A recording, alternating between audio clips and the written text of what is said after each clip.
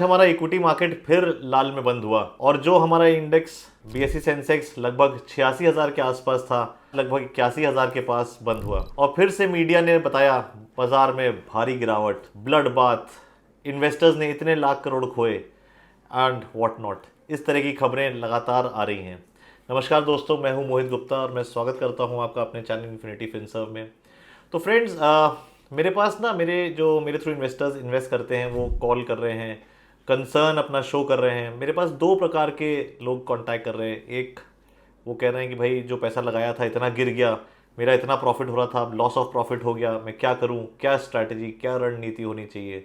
At the same time कुछ निवेशक ऐसे हैं जो मुझे फ़ोन कर रहे हैं कि मेरे पास इतनी लिक्विडिटी है, इतना सरप्लस है, क्या मैं इन्फ्यूज़ कर दूं, बाज़ार में अपॉर्चुनिटी आ गई। तो पहले वाले निवेशक का एक फियर प्रदर्शित हो रहा है, दूसरे केस में हमें ग्रीड प्रदर्शित हो रही है। ये स्वाभाविक नेचर है।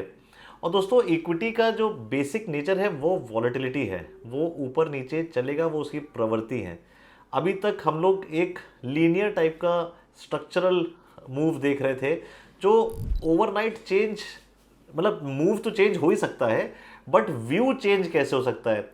सडनली पीपल आर टॉकिंग कि China has become so favourable, FIIs अपना पैसा निकाल के चाइना में ले जा रहे हैं। जो कंट्री आप आज से एक हफ्ते पहले तक आपको उसकी जीडीपी वैल्यूज़, उसके production, manufacturing capacity, export etcetera की जो हम बातें कर रहे थे, जो पॉजिटिव चीज़ें इंडिया के बारे में बात कर रहे थे, सडनली नेगेटिव कैसे टर्न हो सकती हैं। देखिए, जो ये वॉर की सिचुएशन डेवलप हो रही है बिटवीन इजराइल एंड ईरान, जो जिस तरह के इंडिकेशंस जियोपॉलिटिकल ग्लोबली मिल रहे हैं, वो थोड़े कंसर्निंग ज़रूर हैं और रिपल इफेक्ट ज़रूर पड़ता है।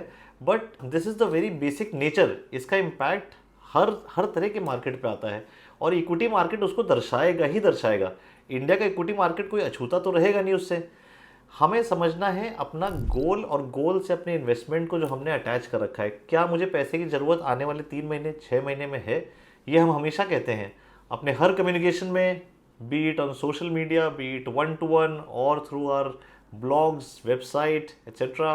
अगर आपका व्यू लॉन्ग टर्म नहीं है तो इक्विटी में मत आइए। इक्विटी में अगर आप आए हैं तो आपको 3-5 साल 10 साल देने पड़ेंगे। 10-15 साल 20 साल में कंपाउंडिंग जब वर्क करती है ना, तो मेगा वेल्थ क्रिएट होता है और उस समय ये सब चीज़ें आएंगी। क्या कभी ऐसा हुआ है कि बिना रात के दिन निकल आया हो, या कभी ऐसा हुआ है कि रात आई नहीं और दिन ही चलता रहा? ऐसा होता ही नहीं है। ये स्वाभाविक नेचर है। रात के बाद दिन, दिन के बाद रात आएगी ही आएगी। And so is the equity market. ऊपर गया है तो नीचे आएगा ही आएगा, नीचे जाएगा तो ऊपर आएगा। उसको कैप्चर करने की अगर हम कोशिश करेंगे तो वो हमारा एक इंटेलिजेंट मूव होगा। तो जहाँ पे अगर लिक्विडिटी है और किसी को डिप्लॉय करनी है उस लिक्विडिटी को, तो ट्रांचेस में करना चाहिए, डाउनफॉल को कैप्चर करना चाहिए और अपने गोल को ज़रूर नज़रिए में रखना चाहिए कि ये जो पैसा मैं डिप्लॉय कर रहा हूँ, ये ऐसा तो नहीं है कि मैं शॉर्ट टर्म में डेविएट हो जाऊँगा। ऐसा तो नहीं है कि इस पैसे की मुझे आने वाले 6 महीने में आवश्यकता है और मैं स्पेक्यूलेट कर रहा हूँ इस मनी को। मे बी मैं सोच रहा हूँ कि ओवरनाइट मुझे कोई गेन मिल जाए, 3 महीने में मैं कुछ पैसा कमा लूँ। हाँ, उन लोगों के लिए ज़रूर ये चिंताजनक विषय है, ये चिंताजनक सिचुएशन है। अगर आप लेवरेज्ड हैं, अगर आपने उधार लेके पैसा इक्विटी में डाल रखा है, जो कि आई एम श्योर बहुत लोगों ने इस फ्लाई बाय नाइट टाइप के रिटर्न को कैप्चर करने की कोशिश करी और काफ़ी सारे मैं देखता रहता हूँ, मीडिया पे न्यूज़ आती है कि बहुत सारे नए लोग ऑन बोर्ड हुए। सेबी ने भी इनिशिएटिव भी लिया, फ्यूचर एंड ऑप्शंस मार्केट में अपने कुछ रेगुलेशंस चेंज किए हैं ताकि उसमें कुछ थोड़ा सा रेस्ट्रिक्शन लगे। लोग जो इसको यूज़ कर रहे हैं कि जल्दी जल्दी रिटर्न कमाने की mechanism, equity market is not that. Equity market में शॉर्ट टर्म में आप नहीं कर सकते। अगर आप एक एसआईपी इन्वेस्टर हैं तो ये आपके लिए वंडरफुल टाइम है। अपने इंस्टॉलमेंट्स को टॉपअप करें, अपने एग्जिस्टिंग यूनिट्स को सस्ते दर पे थोड़ा बढ़ाएं। जो कुछ फंड्स हेविली डिस्काउंटेड हैं उनको आइडेंटिफाई करें, अपने म्यूचुअल फंड डिस्ट्रीब्यूटर से डिस्कस करें, अपने गोल्स के साथ अपने इन्वेस्टमेंट्स को अलाइन करें और इन्वेस्टमेंट मार्केट में बने रहें। बाहर बैठ के रिटर्न नहीं बनेगा, रिटर्न आपको इन्वेस्टमेंट करके ही बनेगा।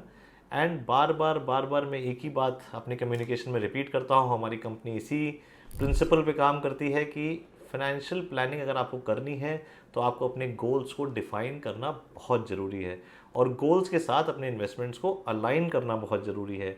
अगर आप अनड्यू रिस्क ले रहे हैं अनड्यू रिटर्न के लिए, it is not at all advisable. इसी के साथ दोस्तों फिर मिलेंगे नए अपडेट के साथ।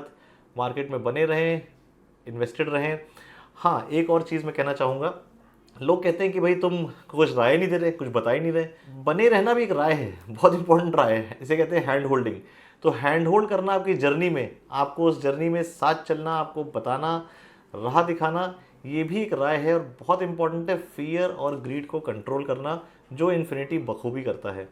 दोस्तों, इसी के साथ फिर मिलेंगे अपने नए वीडियो में। अभी तक अगर आपने हमें सब्सक्राइब नहीं किया तो सब्सक्राइब करें, अगर शेयर नहीं किया तो अपने फ्रेंड्स एंड फैमिली में शेयर करें। हमारा कॉन्टैक्ट नंबर है 9307218766। 1-to-1 सेशंस के लिए कभी भी कॉन्टैक्ट कर सकते हैं। नमस्कार दोस्तों।